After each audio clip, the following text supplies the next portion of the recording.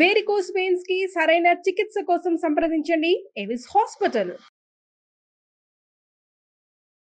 నమస్తే రమగారు. నమస్తే జయ. రమగారు, మనము పీసీ సర్కార్ స్టోరీస్ చెప్పుకున్నాం. ఇంద్రజాలం కథ. ఇంద్రజాలం కథలు. దాంట్లో ఒక చెప్తామా? పూర్వం అట ఒక ఊర్లో రఘునాథుడు అని ఒక ఆయన ఉండేవాడట. ఆయన వడ్డీ వ్యాపారం చేసేవాడు. చాలా గట్టిగా తనకి డబ్బులు ఇవ్వాల్సిన వాళ్ళని రాచి రంపాన్ని పెట్టేవాడు ఆయన. ఈయనకి పిల్లలు కొడుకు కూతురు మరణించారు. కూతురు పిల్లలు మరణించి ఒక మనవడు మాత్రం ఉన్నాడు. కూతురు కొడుకు కూడా పోయారు. గుణి వాడి పేరు. అయితే ఈయన చుట్టుపక్కల వాళ్ళందరికీ డబ్బులు అప్పులు ఇచ్చి వడ్డీ లాగి సమయానికి ఏదైనా కుదరకపోతే వాళ్ళు ఇవ్వలేకపోతే వాళ్ళ ఆస్తులు జప్తు చేయించేంత గట్టివాడు. అక్కడి నుంచి దాంతోపాటు చిన్న పిసినార్తనం, సహాయ కార్యక్రమాలు అవి ఏనాడు చేసేవాడు కాదు. ఈ గుణి పక్కనున్న పల్లెటూరు పెద్ద ఊరిలో 10th క్లాస్ ఏదో పూర్తి చేశాడు. హై స్కూల్ చదువు పూర్తయింది. వాడికి ఈ వడ్డీలకి ఇవ్వటం అది నచ్చేది కాదు. వాళ్ళు వచ్చి వాకిళ్లలో నుంచి ఏడుపు మొహాలు పెట్టుకుని తీర్చలేకపోతే ఇంత డబ్బు ఎందుకు, ఏం చేసుకుంటాడు, ఎవరున్నారు, ఎవరులేరు, ఆయన ఒకడు నేను ఒకడిని, ఆయన దాన్ని ఆయన పోతే నేను ఒక్కడనే కదా, నేను కూడా ఏదో పని చేసుకుంటా కదా, ఏదైనా వ్యాపారం చేస్తాను, ఈ వడ్డీ వ్యాపారం ఏమిటి అసహ్యంగా అలా ఉండేది. ఏదైనా వ్యాపారం చేస్తాను తాత అంటే ఆయన ఒప్పుకునేవాడు కాదు. మన దగ్గర డబ్బులు ఎక్కడివి అనేవాడు. ఆ పెట్టె నిండా ఆయన దగ్గర తళతళలాడే ఎన్ని వెండి రూపాయలు, బంగారు నాణ్యాలు, రాగివి, కాన్లు, కాసులు ఎన్ని ఉండేవో. పెట్టె తీసినప్పుడల్లా చూసేవాడు వాడు. దాని నిండా డబ్బే, అన్ని కాసులే, లేవనేవాడు. పిల్లాడు, తాత ఈ డబ్బు ఏంటి, ఈ పని చేస్తావు, నీ పద్ధతి నాకేం నచ్చలేదు, ఇలా చేయొద్దు మనం అని చెప్పేవాడు. వాళ్ళు ఏడుపంతా దీంట్లో ఉంటుంది, డబ్బులో ఉంటుంది. అంటే ఏడ్చారు వాళ్ళ మొహం, డబ్బులు తీసుకున్నప్పుడు లేదా వాళ్ళకి అనేవాడు. కుర్రాడిని ఇంకా పై చదువులో లేదా ఉద్యోగ వ్యాపారం ఇందులోనే వడ్డీ వ్యాపారంలో దిగమన్నాడు. వాడు ససేమిరా నేను వడ్డీ వ్యాపారం చేయను తాత, ఊర్లో ఒక సహకార కేంద్రం పెట్టుకుందాం. సహకార కేంద్రం అంటే అందరూ కలిసి చేసే వ్యాపారం. వడ్లు ధాన్యము అవి అమ్మటము, పాలు అమ్మటము పెట్టుకోవాలి. మరి నువ్వు పెట్టుబడి పెట్టు, నేను ఆ వ్యాపారం చేస్తా. వాళ్ళందరినీ కూర్చుకుని సహకార కేంద్రం ఒకటి ఏర్పాటు చేసుకుని చేస్తాంగా, కోఆపరేటివ్ థింగ్స్ పల్లెటూళ్ళలో. ఆయన చచ్చినా దానికి ఒప్పుకోలేదు. అయితే ఏమైంది, ఒకనాడు ఇలా రోజులు గడుస్తున్నాయి. ఆయనకి ఆ పిల్లాడిని వ్యాపారంలో ప్రవేశపెట్టాలని ఉంది. వాడైతే లెక్క డొక్క బాగా రాసుకుంటాడు, చదువుకున్న పిల్లాడని. వాడు ఇందులోకి చేరేవాడు కాదు. ఓ రోజు ఆయన పెట్టి తీసినప్పుడు వీడు అన్నాడు వెనకాలే నిలబడి, తాత పొర్లిపోతున్నాయి డబ్బులు, నీ డబ్బంతా ఏడుస్తోంది తెలుసా అన్నాడు. వాళ్ళందరి ఏడుపులు నీ డబ్బులో ఉంది. ఆ డబ్బు ఏడుస్తుంటే కొన్నాళ్ళకి ఇల్లంతా మునిగిపోయి అందులో నానిపోతాం మనం, ఈ ఇల్లు పడిపోతుందంటే ఆయన కేకలేసాడు, డబ్బు ఏడవటం ఏంటి నీ మొహం, కాసులు ఎక్కడైనా ఏడుస్తాయా పిచ్చి వెధవా అన్నాడు. ఏడుస్తాయి తాత, ఎందుకు ఏడవటం, నాకు కనపడుతున్నాయి వాటి ఏడుపు, నీకే తెలియటల్లా, కావాలంటే నా చేతిలో ఒక కాసు పెట్టు, అది ఏడుస్తుందో లేదో నీకు నేను చూపిస్తాను అనేసరికి ఆయన ఆశ్చర్యపోయాడు. డబ్బు ఏడవటం ఏమిట్రా నీ మొహం అన్నాడు. కాదు తాత, నువ్వు పెట్టలోంచి ఒక కాసు తీసి నా చేతిలో పెట్టు, నేను దాని ఏడుపు నీకు చూపించకపోతే నన్ను అడుగు అనగానే ఆయన ఏం చేశాడు, ఒక వెండి కాసు ఒకటి పిల్లాడి చేతిలో పెట్టాడు.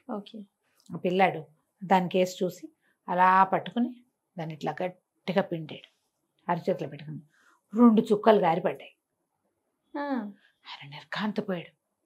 ఒక్క కాసులోంచి 2 కన్నీటి బొట్లు వచ్చినాయంటే ఈ కాసులన్నిట్లలో ఎన్ని కన్నీటి బొట్లు ఉన్నాయి, హడిలిపోయాడు ఆయన. అమ్మో డబ్బు ఏడుస్తోందిరా అన్నాడు. అవును తాత, నేను చెప్పే కదా నీకు డబ్బులు ఏడుస్తున్నాయని, నాకు కనపడింది, నువ్వు చూడలేకపోతున్నావు డబ్బు మీద ఆశతోటి అనేసరికి ఆయన అన్నాడు, వద్దురా, ఈ ఏడ్చే డబ్బును పెట్టుకుంటే చాలా కష్టం మనకి, నువ్వు ఏం చేస్తావో చెయ్యి, డబ్బులు ఇస్తా నీకు, పెట్టుబడి మనమే పెడదాం, సహకార కేంద్రంలో ఎంతమందిని కావాలంటే అంతమందిని చేర్చుకో అంటే ఒక కోఆపరేటివ్ సొసైటీ పెట్టారు. సొసైటీ పెట్టి చుట్టుపక్కల జనాలలో అన్ని ఊళ్ళల్లో ప్రచారం చేసి ఉత్సాహవంతులైన కొంతమంది, ఏ పెట్టుబడి పెట్టలేకపోయినా పని చేయడానికి ఆసక్తిగా ఉన్నవాళ్ళు 30-40 మంది కుర్రవాళ్ళు ఇందులో చేరారు. చేరాక మెల్లిగా వ్యాపారం మొదలైంది. అన్ని చోట్ల నుంచి ధాన్యం వీళ్ళే తీసుకొచ్చి నిలబెట్టుకోవటం, ధాన్యాన్ని లాభానికి అమ్మి సహకార కేంద్రానికి కొంత డబ్బు వస్తుంది, రైతుకు కొంత పోతుంది. ఓకే. వీళ్ళు ఇందులో పంచుకునేవాళ్ళు, లాభం కనపడుతోంది. సరే, ఈయనకి మొత్తం పెట్టెలో ఉన్న చాలా మటుకు డబ్బులు ఇచ్చేసాడు వీళ్ళకి.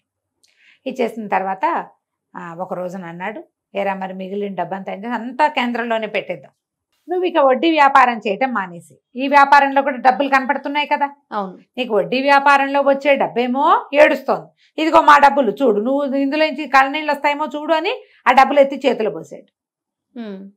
ఆయనకి చాలా సంతోషంగా అనిపించింది. తన మనవడు తన ప్రజ్ఞతోటి ఈ డబ్బంతా చేశాడు. అది కూడా సంవత్సరం తిరిగేసరికి 25-30 మంది కుర్రాళ్ళకి జీతాలు ఇచ్చి, వీళ్ళందరూ తిని, రైతులందరూ అబ్బాయి ఎంత హాయిగా ఉంది గుణి పని మొదలు పెట్టాక అని వాళ్ళంతా సంతోషిస్తూ, ప్రతి వాళ్ళు బా కుర్రాడు తెలివి, వీడు ఎంత మంచివాడు, ఎంత తెలివైన వాడు అని మెచ్చుకుంటూ, ఇంత డబ్బు ఎరా ఇందులో నుంచి నీకు కన్నీళ్ళు వస్తున్నాయేమో చూస్తావరా అన్నాడు. లాస్ట్ టైం చేసినట్టు అట్లాగే దానికేసి చూసి నొక్కాడు, ఏమీ రాలే. చూసావా తాత, ఇది కష్టార్జితం, వేరే వాళ్ళ ఏడుపులు లేవు ఇందులో అనేసరికి ఆయన చాలా సంతోషించి సగం డబ్బు ఇచ్చాడు కదా, మిగిలిన డబ్బంతా సహకార కేంద్రంలో పెట్టించేసాడు. అప్పుడు ఈ కుర్రాడు చెప్పాడు, ఈ డబ్బు ఏడుస్తోంది, నీ వడ్డీ డబ్బులేమో ఏడుస్తాయి, నువ్వు వాళ్ళ దగ్గర లాగేసినవి, కష్టించి సంపాదించిందేమో ఏడవుతుంది, కాబట్టి వడ్డీ వ్యాపారం మానే తాత, ఎవరి నోట్లు వాళ్ళకి ఇచ్చేద్దాం, వాళ్ళు ఎప్పుడు ఇస్తే డబ్బులు అప్పుడు తీసుకుందాం, ఓకే, వాళ్ళ ఆస్తులు జప్తు చేయదంటే సరే ఒప్పుకుని, మేలుగా అందరితోటి మాట్లాడుకుని కాస్త 5-10 వడ్డీ తగ్గించేసుకుని, వడ్డీ వద్దు అసలు ఇవ్వండి చాలని అందరి కాగితాలు పంచేశాడు వాడు. బంగారం పెట్టిన వాళ్ళు ఉంటారు, కుదవ పెట్టారు, స్థలాలు, పొలాలు, ఇళ్ళు, బంగారం తెచ్చి పెట్టడం, వెండి సామాన్లు, ఇత్తడి సామాన్లు కుదవ పెట్టిన వాళ్ళు అందరివి మీరు అసలు ఇవ్వండి, వడ్డీ ఇవ్వక్కర్లేదు, మొత్తం అసలు మాకు ఇచ్చేసేయండి అని. అసలంటే మండబ్బే, అంతేగా. సరే, ఆ తర్వాత ఎప్పుడైనా ఆయన ఎరా నా పెట్టెలో డబ్బులు ఏమైనా ఏడుస్తున్నాయేమో చూడు అంటే ఇట్లా నొక్కి ఏమి ఏడవట్లేదు తాత అనేవాడు.